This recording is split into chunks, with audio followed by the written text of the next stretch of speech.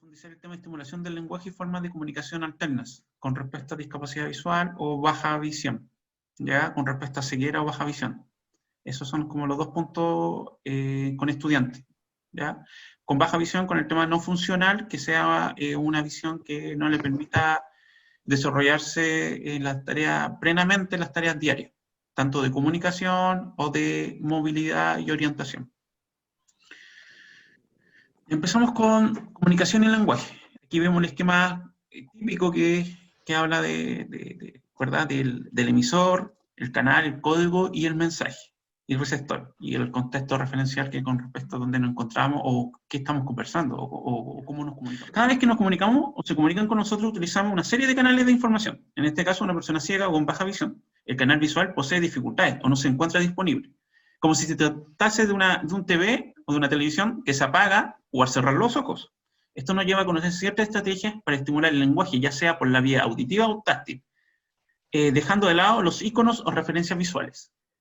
Volumen de voz al comunicarse con una persona con discapacidad visual. Para comunicarse con una persona ciega, el volumen de voz debe ser el habitual con el que nos comunicamos. Esto quiere decir que no tenemos que subir la voz o el tono de voz, porque muchas veces, lo he visto, y muchas veces hay un mito de que la persona como no te ve, vas a tener que llamarle la atención para que entienda. No, la persona te entiende. Si no tiene un tipo relacionado a una discapacidad intelectual u otro agravante, estamos hablando de un reto múltiple, diferentes discapacidades, un conjunto, la persona va a poder escucharte normal. Tenemos que ocupar el mismo tono de voz que ocupamos con todos los niños. En ese sentido no hay que hacer diferencia. Solamente si queremos llamar la atención o poner, recalcar una idea, utilizamos las entonaciones. O hacemos un tono de voz distinto. Eso es lo único que va a cambiar. Lo demás es igual. Solamente en el caso de que el estudiante tenga en conjunto una discapacidad visual y además una dificultad a nivel auditivo, aumentamos el volumen de voz. O obviamente utilizamos la corrección relacionada a una ayuda técnica, audífono, radio FM, etc. Y aquí les puse abajito que recuerda que al poseer una discapacidad visual afecta el área visual y no el auditivo. Por eso, si el estudiante no toma atención, es porque no está prestando atención. No tenemos que ocupar siempre el mismo volumen de voz. El mismo, no tenemos que elevar la voz más de lo que siempre utilizamos. Porque no es que queramos, de repente lo hacemos porque es una práctica común. Que nosotros creemos que al subir el volumen de voz, él no va a escuchar más. Si él está escuchando correctamente, no tiene ninguna dificultad a nivel auditivo, ¿te presta atención o no te presta atención? En ese sentido. Está conectado. Entonces ahí hay un ejemplo de que obviamente no tengo que andar gritando y tampoco elevando la voz. ¿Por qué? Porque una persona con discapacidad visual también ciertos grados de volúmenes también significan diferentes cosas. Alertan de algo. Si yo le estoy hablando común y corriente de un tema que no tiene nada que ver con su seguridad o no tiene nada que ver con una indicación o una instrucción, oye, te van a atropellar, cuidado, viene un auto. Ahí podría elevar la voz o hacer un tono de peligro, pero con una entonación correspondiente, porque ahí es necesario. Pero si yo estoy hablando con él, no tengo por qué elevar la voz. Con respecto a este mismo tema, hay que otorgar instrucciones claras teniendo en cuenta la descripción de acciones y objetos. Cuando nos comunicamos con una persona con discapacidad visual, es necesario otorgar instrucciones y referencias claras. Para eso el lenguaje cumple un rol fundamental. Para otorgar la información necesaria para la persona, por ejemplo, si queremos ayudar a una persona ciega en la búsqueda de algo que requiere, debemos indicar con la mayor cantidad de detalle, evitando ciertos términos como aquí, ahí, en ese lugar, lejos de ti, cerca de ti. Esas son puras informaciones, eso tendríamos una calidad de información baja. ¿Y qué le llamo una información de calidad baja? Que no tiene ninguna referencia y que no te aporta nada para la acción que tienes que hacer. En cambio, si nos referimos con más detalle, podríamos ser más claros. Aquí a tu lado derecho, arriba de la mesa. Si se dan cuenta, el aquí cumple otra función, porque aquí está, aquí, a tu lado derecho, estamos haciendo referencia a una dirección. Arriba, indicando también que está arriba de la mesa. Estamos aludiendo el elemento de mesa, en donde se encuentra el otro objeto. Entonces, eso sería un dedito por arriba en el sentido de que estamos dando una instrucción correcta. Por ejemplo, puse otro ejemplo, puse ahí, en tu pieza, donde guardas los zapatos, estamos haciendo otra referencia de que la persona ya conoce, ya sabe dónde ella misma guarda los zapatos, es una rutina diaria que es donde guardamos todos los zapatos, ¿verdad? O nuestra ropa. Entonces, ahí ya le estamos dando una connotación mucho más efectiva. Y en el último ejemplo dice, debajo de ti, cerca de tu pie izquierdo, a unos 2 pasos. También es súper importante dar referencias claras, porque la persona no puede medir la distancia. Pero si yo le doy ejemplos de 2 pasos, o a 1 paso de ti, o en ese sentido, yo le voy a dar una referencia mucho más cercana. Eso obviamente es mucho más fácil. Y yo le digo, oye, ¿cómo no ves ahí? Y de repente te reís porque de uno corregimos. Oye, ¿cómo no lo viste si estaba frente de ti? Es habitual uno hacerlo, con un amigo o con una persona cercana, hacerle la broma y decir, oye, ¿cómo no te diste cuenta si está al lado, frente tuyo? O uno se da cuenta, oye, siempre estuvo frente de mí y no lo vi. ¿Por qué? Porque es más cotidiano, porque es un tema visual. Una persona con discapacidad visual no lo tiene esa referencia básica, digamos. Mediar el uso de recursos audiovisuales como televisión o video, para no confundir a los niños en sus juicios, considerando que la comunicación es bidireccional. Siempre hay un emisor y un receptor en una comunicación. Si no está uno de los dos, no es comunicación.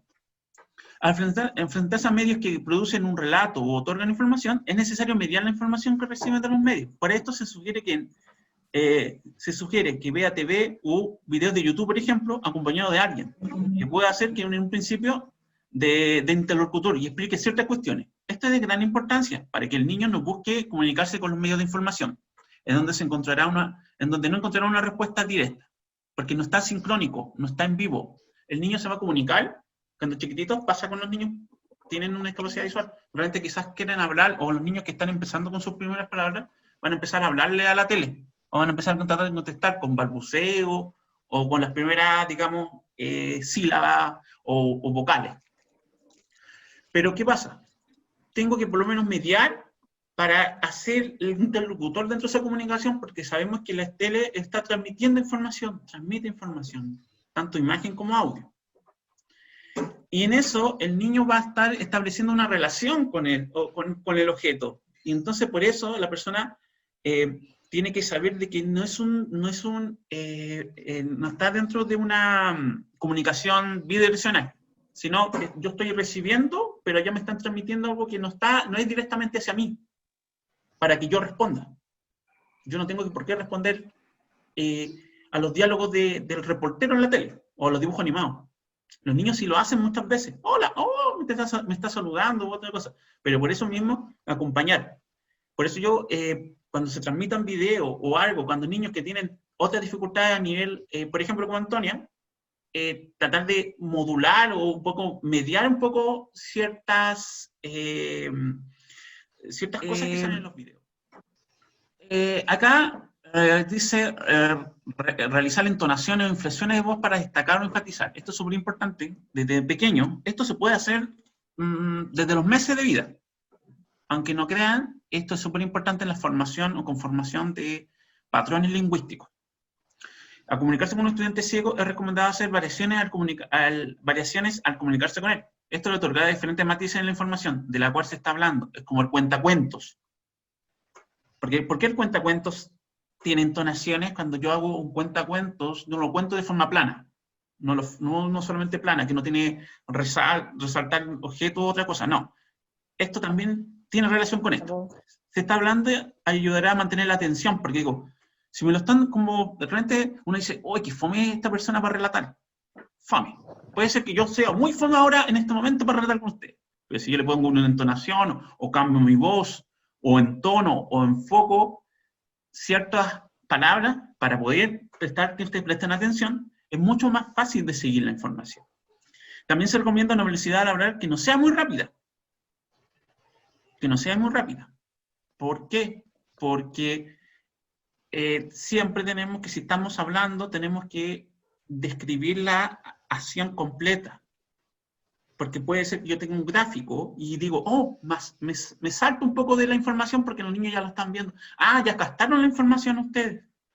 O, no, pero la persona que no ve tiene que tener la distinción a otra parte del lenguaje, en el cual también tengo que ver todo lo que es gesticular, modelar, que es súper importante en los niños, que en los niños con discapacidad visual no está. Son temas contextuales. Entre estos se debe realizar desde los primeros meses de vida. Así será más fácil de la comunicación y establecimiento de patrones lingüísticos. Y ahí le puse en rojito, puse, ojo, siempre respeta los turnos para hablar y da espacio para las respuestas. Eso es súper importante. Si yo estoy hablando con una persona y si yo empiezo a hablar, y doy informaciones, y quizás de repente no hago parámetros o no hago las pausas para explicar ciertas cosas, cuando soy más chico, obviamente no tengo todos los conceptos del mundo, no manejo toda los vocablos, no manejo todo lo que el mundo me rodea. Por eso tengo que explicar ciertas cosas y obviamente detenidamente para que él entienda, porque si yo también estoy haciendo gestos y además también aludiendo a cosas visuales, el niño no va a comprender del todo la información, o va a quedar con... Una cosa que no es tan difícil de hacer es llevar los objetos a la altura del niño, principalmente a la cara.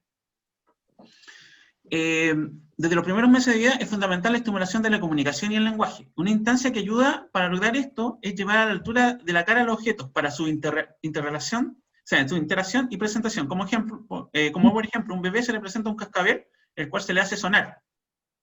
Por ejemplo, yo estoy aquí así. Yo estoy haciendo sonar un monito de lana, que ahí se los voy a presentar, que es un perro, y tiene cascabel. Principalmente trabajar con cosas con sonido en un principio para llamar su atención en primer caso. Pero siempre decir de lo que estamos trabajando y que ojalá lo toque. Porque no es lo mismo que yo le presente el objeto y digo, mira, aquí hay una pelota. Y el niño dice, ¿ya? ¿Y qué? Obviamente tiene que tocarla. ¡Oh, esta es la pelota! Es distinto a otra cosa. ¿Por qué? Porque ahí el niño trabaja con el objeto, no es distante. No es como lo visual, nosotros nos quedamos con lo visual. Oh, me gustaría ir a Francia y veo la Torre Eiffel. Pero no es lo mismo ir a Francia, ¿verdad? En este caso no me voy a ir a Francia, pero sí voy a conocer la pelota en mis manos. O la voy a manipular con mis pies. Mira, está la pelota, mira, está en tus pies. Entonces comunico algo y lo estoy haciendo, estoy manipulando. No puedo presentarlo solamente ahí, en el aire. Porque las cosas no flotan, las cosas no están en el aire, no son efímeras. Están dentro de un contexto manipulable. Otra cosa importante que creo que es importante también del lenguaje común y básico es cómo nos referimos a una persona que no puede ver. El término que deberíamos ocupar, el término aceptado, es ciego. Persona ciega o persona con discapacidad visual o persona en situación de discapacidad. Esta última definición es la que está aceptada por el Servicio Nacional de la Discapacidad. Persona en condición o persona en situación de discapacidad. Siempre priorizar el nombre por sobre toda la etiqueta. Recuerda que toda persona tiene el derecho a que la llamen por su nombre y no la categoricen o invisibilicen por alguna condición propia, ya sea de nacimiento o adquirida. La terminología de ciego o persona en condición de discapacidad solo debe usarse en los contextos que lo ameriten, ya sea técnicos, médicos o específicos que escapan a la gran parte del tiempo que debiesen referirse por el nombre. Por ejemplo, Antonia es Antonio. Y todo el rato tiene que llamarse Antonia. Cuando yo estoy viendo quizás un diagnóstico, quizás de pie, o quizás para plataforma, o quizás para un tema médico, ella es ciega. Clínicamente ciega, digamos. Clínicamente tiene visión cero o visión no funcional, digamos. Pero a los demás es su nombre. Por eso también enseñar en el entorno qué es con su nombre, lo más natural posible. Reglas de presentación y despedida. Me pueden decir cualquier cosa si voy muy rápido por si acaso. Como regla, cuando se entra a una sala, recinto o te encuentras en la vía pública con una persona con discapacidad visual, y desees comunicarte con ella, lo mejor es presentarte con tu nombre para que pueda reconocerte y saber quién se dirige a ella. No des por sentado que te reconocerá solo por tu voz, si le hablas. Esto cobra mayor relevancia si la persona no se relaciona habitualmente contigo o su contacto es de forma esporádica. Siempre por mi nombre. Hola, soy Rodrigo, ¿cómo estás? Ya le estoy dando referencia en quién soy, me estoy presentando. Porque no puedo decir, disculpen lo coloquial, pero decir, hola, buena perro, ¿cómo estás? Hola, tanto tiempo, ¿cómo estás? ¿Y quién eres? ¿Te conozco? No estoy dando, también estoy faltando la referencia puntual. Recuerda que él no te ve. Él tiene que tener la mayor cantidad de información para reconocerte. Como dije yo que no había que subirle el volumen, ahora me voy a retractar en este momento, pero esto solamente en este tema puntual. Cuando saluda en voz alta para que te escuche, porque si estoy en un lugar que hay mucho ruido, obviamente, y yo quiero ir directamente a ti, me voy a saludar. Me pasa a mí habitualmente que de repente alguien saluda por ahí y yo saludo. Yo soy súper pidi. Entonces, a mi mano derecha saluda a alguien por allá y yo saludo, levanto la mano. Y nunca fue para mí. Y después me escondo como tortuga y sigo caminando. Pero pasa ¿por qué? Porque uno no sabe, o a todos nos ha pasado, que creen que uno lo están saludando a uno y uno saluda. Entonces, ¿qué pasa? Es habitual, uno se equivoca. Entonces, imagínate una persona ciega, hay que levantar su voz y estar cercano a él para hablarle, para que te escuche, para que te entienda que la comunicación va hacia él.